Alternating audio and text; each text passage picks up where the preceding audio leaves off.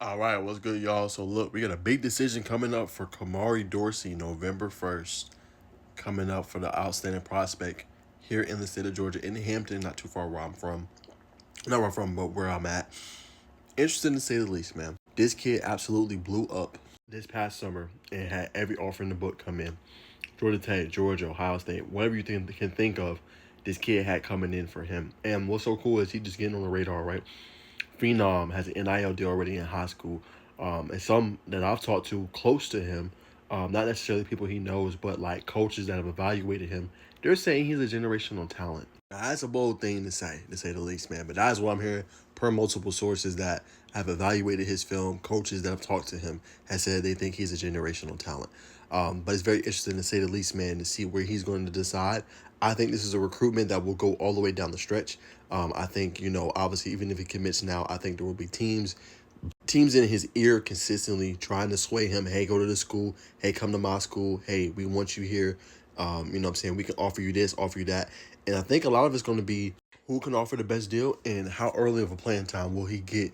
I think will also be massive for him. Daddy Ball Show said it best, obviously, Travis Smith's dad, like in terms of, okay, hey, we're going to pay you this. Does also include my parents, right? This also include them being to come see my games, right? Having Delta Fair included.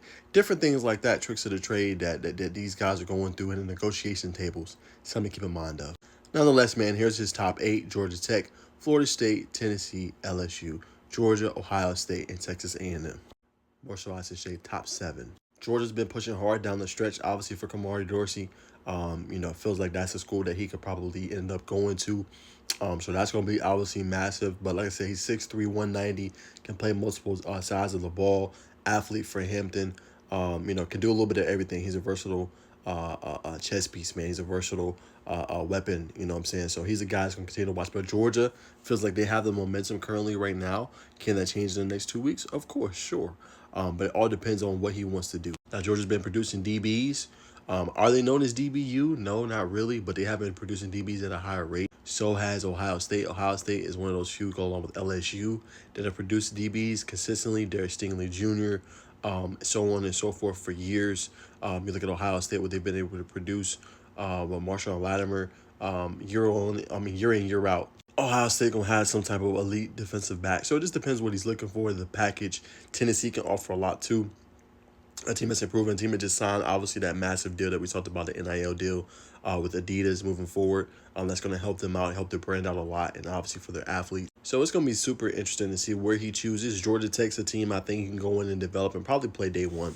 You look at their roster and all the seniors they have this year in 2025, going into next year, and then obviously that following year, he can see the field early on for Tech. And obviously their coaching staff moving forward. So to me, the best bet probably be Georgia, Ohio State, LSU, Georgia Tech, Tennessee. I feel like those are the teams that would make the biggest difference for him, and that will allow him to play early on and often for their programs, man. But we'll find out November 1st where he chooses.